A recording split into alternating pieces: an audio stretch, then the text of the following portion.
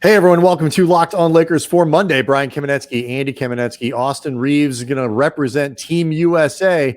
Does that mean his asking price is going up and up and up and up? That's next. You are Locked on Lakers, your daily Los Angeles Lakers podcast. Part of the Locked on Podcast Network, your team every day.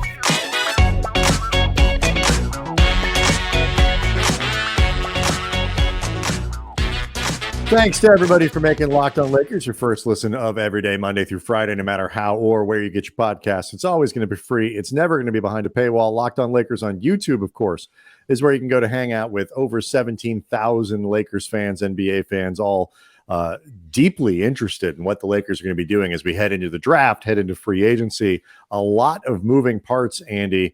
Do want to let everybody know that today's episode is brought to you by Prize Picks. First-time users can receive a 100% instant deposit match up to $100 with the promo code Locked On. That's prizepicks.com, promo code Locked On.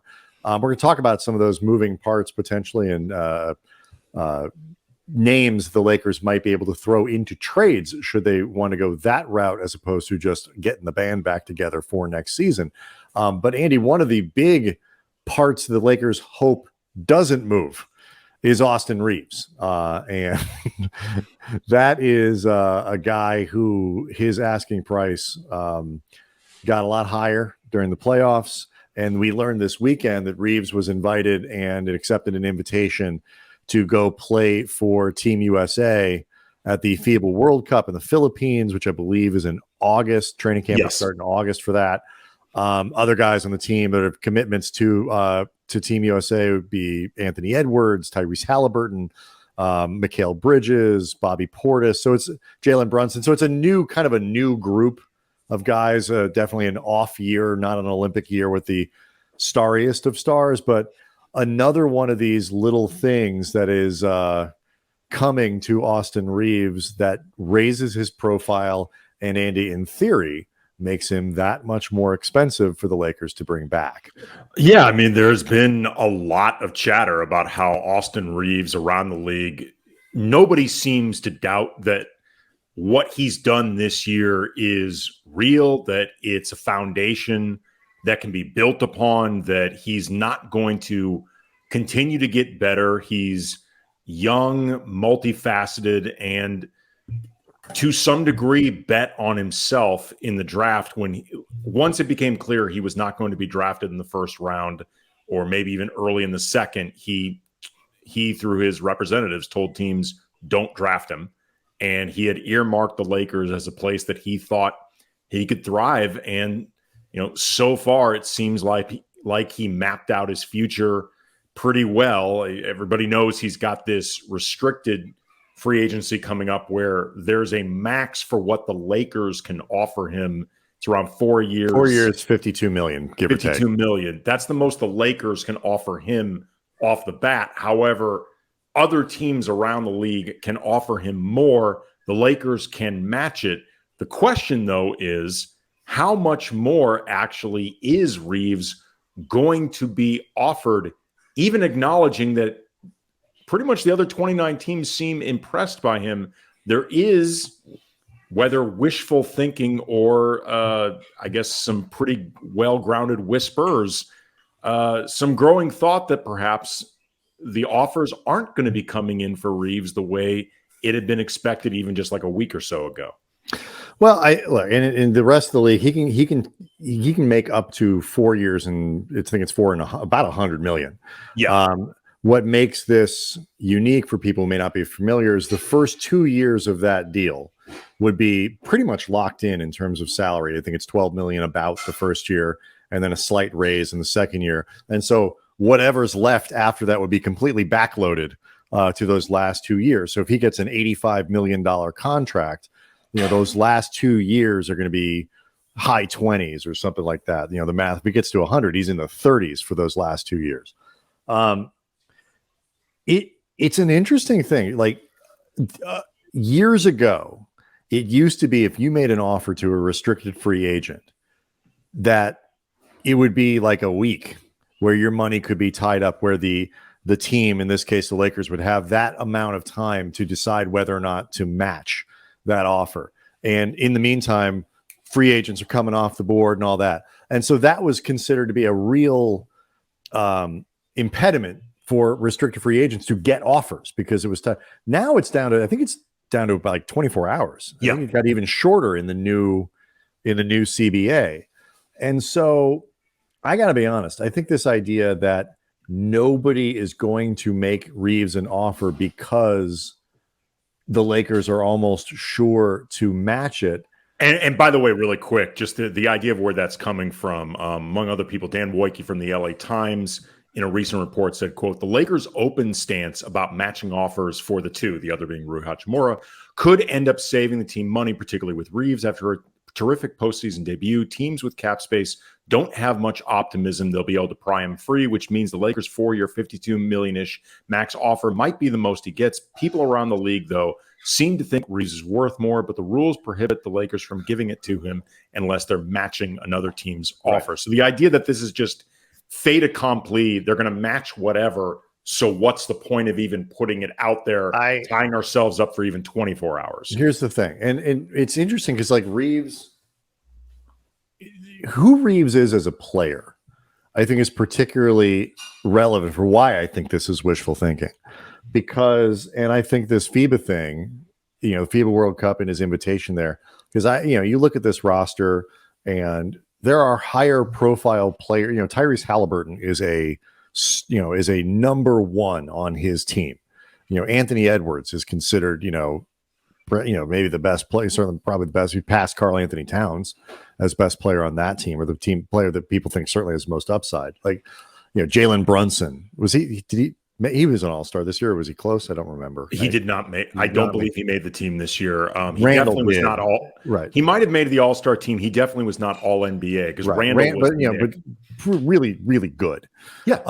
Absolutely. Austin Reaves is not that, but what he is a guy who I am pretty sure will end up playing a ton of minutes, in that tournament, because he can play with any group. He can obviously mesh well with superstar players.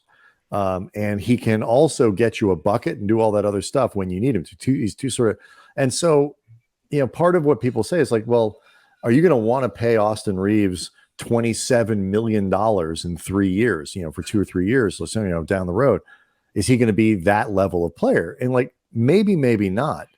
But what you're almost surely going to get with Reaves, and that makes it less risky to go ahead and try to throw a poison pill in there, you're almost surely going to have a player who will be relevant and fit with whatever it is that you're doing in 2 or 3 years, with whatever your supporting cast is, no matter what your team is. Austin Reaves will almost surely be able to play on your team effectively next to the people that you have. And I'm sorry. I mean, tell me if you think I'm wrong, Andy. I think the Lakers will match, but if you have to tell me that they won't think about it, or they might not have a number in mind that they may not want to go past, like if you told me the Lakers don't really want to give Reaves $25 million a year in those last 2 years, and they're hoping they don't have to, I'd believe it, because that puts a crimp in potentially what they want to be doing as they replace LeBron or whatever it might be. Of course they don't want to. I mean, no team wants to pay any player on the high side of what they could. So, I mean, I don't mean that. Let me rephrase that then. If you want to tell me, if you told me that there is a number that the Lakers really won't match, like they'll say they'll match anything up to $100 million. 0% chance. I'll cut it off now. 0% chance. So you think they'll match any offer, even if somebody maxes them to $100 million? Yes, 100%. Because I think the optics for the Lakers, having already gone through this with Alex Caruso, and having let a guy who end up making the all defense team over what really wouldn't have been that much money. You're talking about a couple $1 million per year that they ultimately let Caruso walk over. And given that this team just went to the Western Conference Finals, you are trying to squeeze every bit out of the LeBron era that you can. Yes, right. Keep in because you only cost $12 million against cap. This is a poison pill for Reaves is a 2-year at least down the road problem for the Lakers. Right. It is not a problem for next year or the year after. And by then, okay, so let's hold that thought. So let's talk then about like how this might play out, because it's super relevant to what the Lakers could be doing. And if they are able to get him for less money because of this, it has a huge impact on bringing back Hachimura, what you could offer D'Angelo Russell comfortably, all that. So we'll do that next. Locked On Lakers is brought to you by Prize Picks and Laker fans. If you have not signed up yet for Prize Picks, you are missing out on daily fantasy made easy and also the $1 million daily Superflex promotion every day of the NBA Finals. One Prize Picks user will win a chance at becoming a millionaire. One entry placed after 8 a.m. Eastern Standard Time will be randomly selected each day for as long as these finals go, and whoever placed that entry will be given a 6-pick flex with the following payouts: 6 correct picks, $1 million; 5 correct picks, $80,000; 4 correct picks, $16,000. Full details can be found at prizepicks.com/million. You must opt in at this link to be eligible for the $1 million entry. And once you opt in, all you have to do is just play the game like normal, and you could be the lucky winner. PrizePicks has the best NBA DFS prop game on the market, more NBA props than any other DFS prop operator. They offer the superstar players and the bench players. Just pick 2 to 6 players and predict whether they will notch more or less than their PrizePicks stats projections, and you can win up to 25 times your money. Download the PrizePicks app or go to prizepicks.com, sign up, play daily fantasy sports, and first-time users can receive a 100% instant deposit match up to $100 with the promo code Locked On. Again, don't forget that promo code Locked On for the instant match. Sports across the board. If you're not playing Prize Picks, you don't know what you're missing. Okay, so over the weekend, Frank Vogel, or heading into the weekend, I should say, Frank Vogel was hired by the Phoenix Suns, and so he's going to be their next head coach, which could impact the Lakers and their coaching staff. So we'll get to that in a second here. Good for Frank. Excited to see that.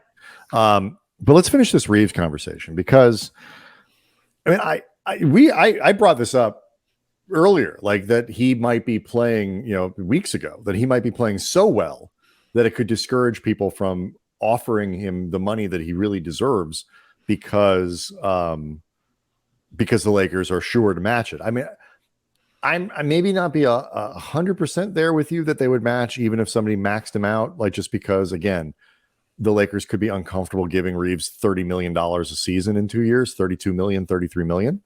But I don't think anybody's going to offer him $100 million. But I do think somebody will make him an offer, if for no other reason than a lot of the teams that have the cap space, that are kind of growing in that way, can probably absorb that kind of poison pill themselves in a couple of years without it being too big of an issue.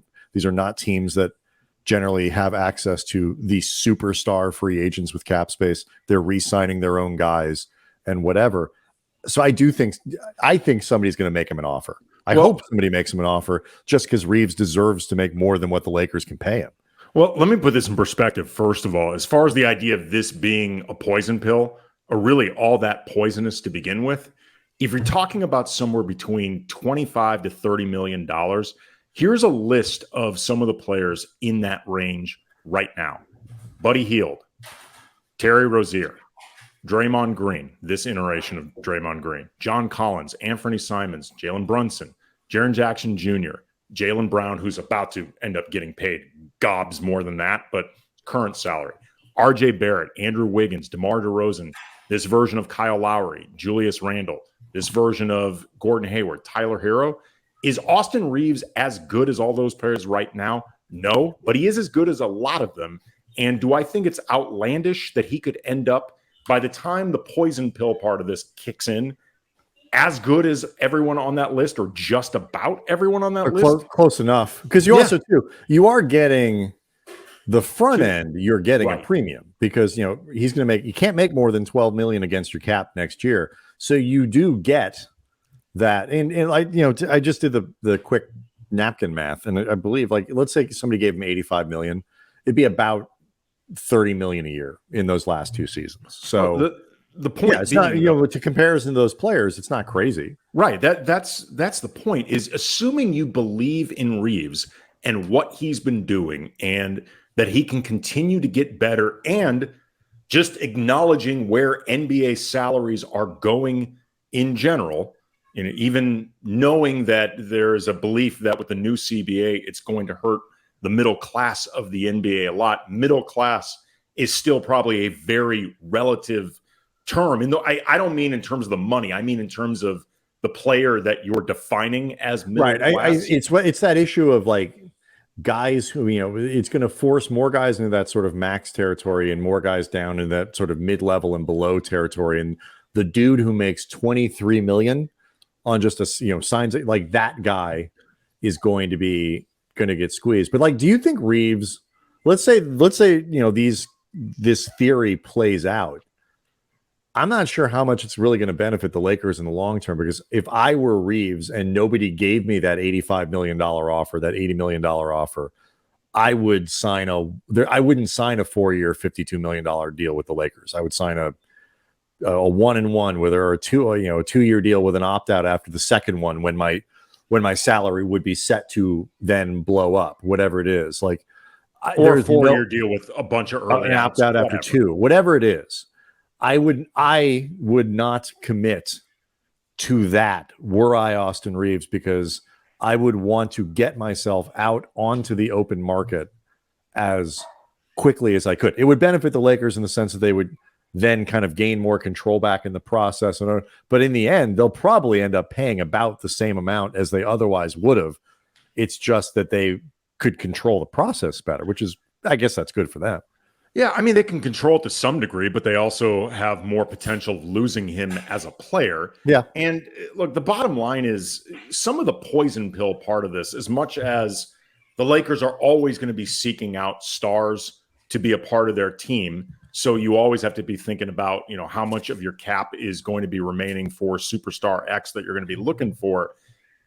The part of the poison pill for Reeves' theoretical contract kicks in when you have to assume LeBron is no longer part of this team, or if nothing else, no longer part of this team, demanding $40-something million per year. Mm-hmm. Because if LeBron plays out the final 2 years of his contract, potentially, because he's got next year and then an option for the final year, when LeBron is 41 years old, if he wants to keep playing with the Lakers, I'm sorry, you can't give him a max. Like, at that point, LeBron James will not be worth that type of money, other than possibly to put asses in seats. That's it. Like, the Lakers at that point will be, even as an organization that understandably puts a premium on a reputation for treating superstars the right way, and that is their organizational ethos, that's bad contract management to give LeBron at that stage of his career that kind of money. So I'm not even thinking about it along those lines. And if it's not LeBron, it's some other superstar. You figure it out down the road.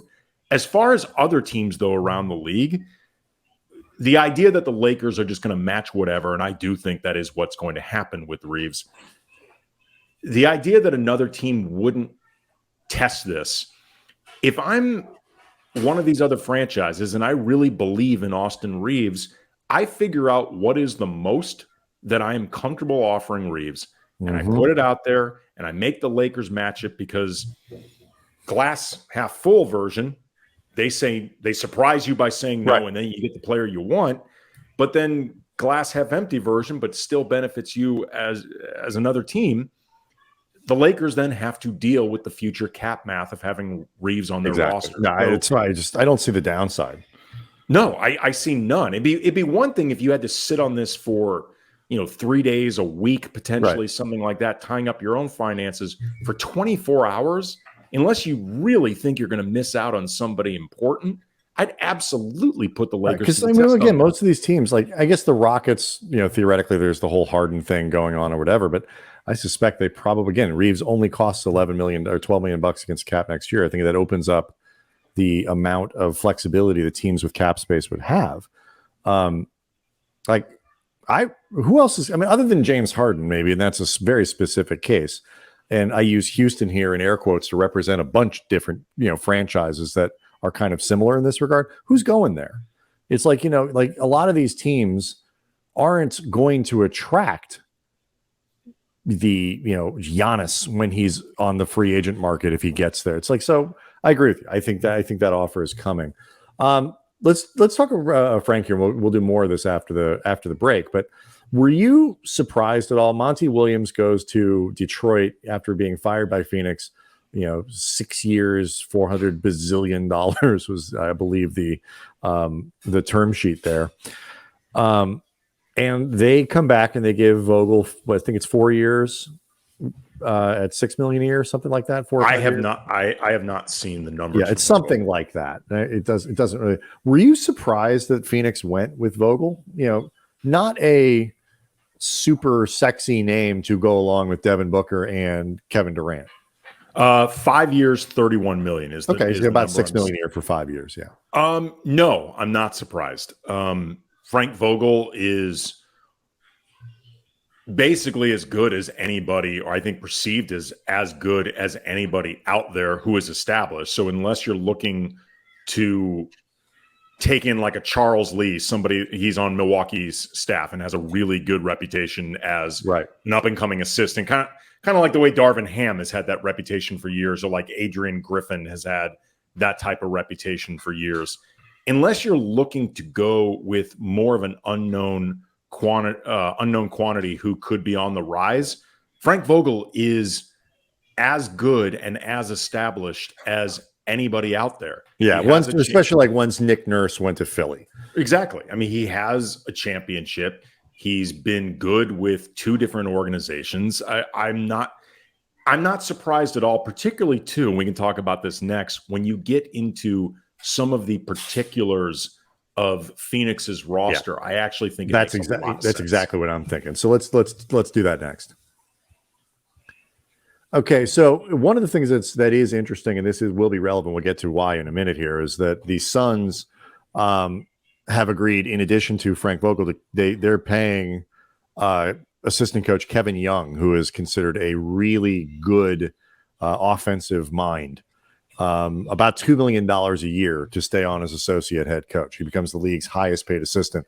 We mentioned, like whether it's Monty Williams, whether it's these, I happen to think like the arms race for teams that are spending a lot of money on payroll to find other ways to maximize their opportunities to win. I think the arms race for coaches, for trainers, for, buildings, all this stuff is going to go up. And I feel like this is an example of that. But it essentially allows Phoenix to pair a really good defensive coach in Vogel with a really good offensive mind in Kevin Young. And like you say, with the roster that they've got to put together, not even coming back, they just have to put it together. I think for reasons that you're about to articulate, I think I'll agree with you. Vogel, to me, makes a lot of sense. Yeah, I mean, consistently throughout his career, his teams often become stagnant offensively. They typically end up in the lower half or lower third around the league in terms of offensive rating. But, as we saw in these last playoffs, having Devin Booker and Kevin Durant doesn't automatically solve every offensive issue, but it solves a lot of them. And there are not many players in the league who need less specifically drawn up for them to thrive than Booker and Durant. Right. So that is as great of a foundation, even beyond whatever you think Kevin Young brings to the table as a lead assistant. That is about as good a foundation as you can provide Booker and Durant. Their problem is on the other side of the ball. Right. And where I think Vogel is going to be really, really beneficial for Phoenix, he's just damn good at defense. I mean, he is up there, I think, with like Mike Brown and people like that who are just thought of as rightly defensive gurus. And it's not even just that Vogel's been consistently good at putting together good defenses throughout his career. We saw, for example, in the 2021 season with the Lakers, he can be very good at getting defenses that don't seem like exactly some of their parts would be that good on paper. Yes. And this is a roster that there are a lot of questions, whether you talk about the support, the supporting players. It's a pretty thin roster. They have like 5 guys that they know are coming back. Like nobody, it's not even that just they're thin. they don't even know like who, they can't even anticipate who's going to be on it. So like in my mind, like what you're talking about is like you need a guy who can, you need to make your defense better, and you need a guy who can work with whatever you end up with in August and maximize that defensively. And I think Vogel is and I also think there's something to be said for, you've got KD. Look, Vogel, I think we all agree, kind of lost the locker room a little bit in his final year. But part of that had to do with the fact that the front office made it much easier for the locker room to lose him by not showing any real commitment. He's got 5 years with Phoenix. So that becomes less of an issue. He's worked with LeBron and AD. Like, he's coached superstars. He can go kind of, I think there is something to be said for a guy who's not a pushover, but doesn't need to be a star himself to be coaching two guys like that. Like, I think it's a good fit in that way too. Yeah, I mean, you mentioned he lost that locker room, and I had that suspicion all throughout his entire last season with the Lakers. I mentioned it on several shows, and then it was eventually confirmed by Rob Pelinka during his end of the year press conference last year. But at the same time, as you noted, giving him that fake extension, the 1-year extension, it underscored how it's always been pretty obvious that the organization had never been fully bought into Frank Vogel. I mean, when they hired him, he was at best their fourth choice because they coveted Ty Lue more than him. They coveted Monty Williams more than him. And in all honesty, their true first choice may actually have been Jason Kidd, but they were afraid of hiring Kidd because of the optics with the off the court stuff that's going on with Jason Kidd. I think 100% agree with you. Yeah. They tried basically sneaking in Jason Kidd through the back door by making it mandatory to put him on whatever staff. Right. When everybody expected Frank Vogel to be fired in 2 months. Exactly. And, I don't think Frank played every card correctly during his final season. I think he was resistant towards what his roster. But he was dealt a bad hand. Absolutely. Yeah. I think he's now in a place, like you said, where he's got full commitment, but also full commitment of a new owner who has made it very clear he is calling the shots. He is going to be very hands-on. Like, when he bought the team, he traded for Durant basically at the exact same time. He got rid of Monty Williams, who is a very well-respected coach, brought in Frank Vogel. What I also think is interesting about that is Vogel loves big men. He loves to play big in general. I wonder what this is going to do with DeAndre Ayton in the organization. If nothing else, it resets like part of the reason that everybody assumed that Ayton was going to be traded. He's really the only thing they can trade at this point. They've given up all that, but also because his relationship with Monty Williams was so toxic. And so this was a reset. And not just his relationship with Monty Williams, his relationship with Robert Sarver. Yeah. Like, it was always well known Sarver wasn't that into him either. So the whole thing's reset. Before we go though, there are a couple of issues here. The biggest one that people were talking about was the potential of, because the Lakers staff does have a few holdovers from Vogel's staff, the most notable being Phil Handy. And there was at least some speculation that perhaps Vogel might try to steal somebody like Handy away by making him a lead assistant, by whatever it might be, by really giving him a big promotion. To some degree, that goes out the window with Kevin Young staying on for that kind of salary.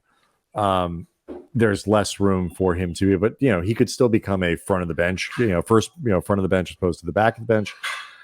I am less worried about some of those things, mostly because I think Phil has an incredible reputation around the league and I think every team in the league would want to have him. But I do feel like a lot of that reputation is sort of built around the things that he is known to be great at, player development, all that other stuff. I think, is like a real threat that, they might try to poach him with a promotion. Yes. But I didn't buy the, somebody could make him an associate head coach or, the lead assistant or whatever it might be, just because I think he would have done it by now. I think if teams were really clamoring to do that. So, but there is definitely the threat that, you know, Vogel could go poking around Darvin Ham's staff to see if there's anybody wanting to join him. Yeah, I mean, Ham's lead assistant is Chris Gent.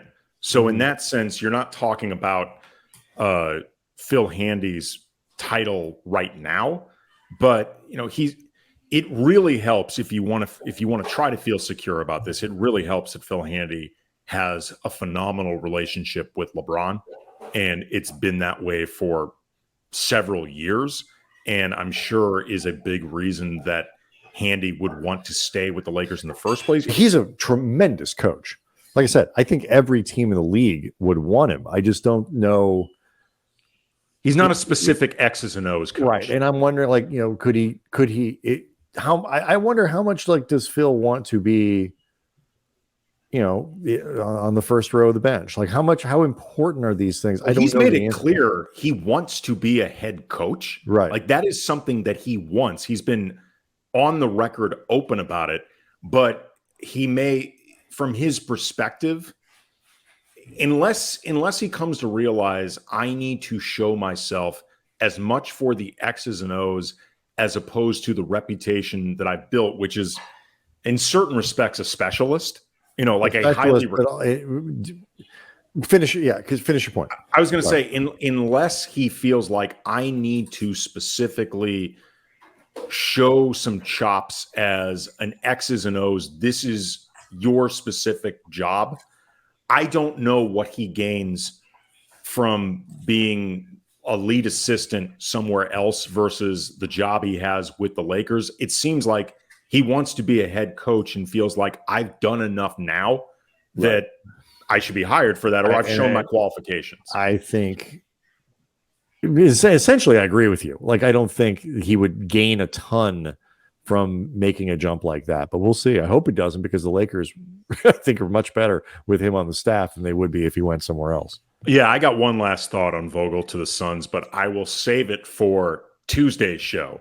And it's something that I think more directly affects, if nothing else, how Laker fans will feel about this development. So we'll talk about that on Tuesday. Also, want to talk a little bit about the contracts of Malik Beasley and Mo Bamba on Tuesday's show, because it's something we've seen a lot in the Locked On Lakers YouTube comments section, suggestions for trades involving Beasley and Bamba, and want to make sure people understand exactly what you can and cannot do with those contracts, because they very directly affect what you might be able to possibly obtain in a trade, and how appealing that'll be. How those restrictions or realities impact the real value of those guys around the league. Locked On Lakers on YouTube is where you go to see the show, hang out with a bunch of Lakers fans, and leave us questions and comments.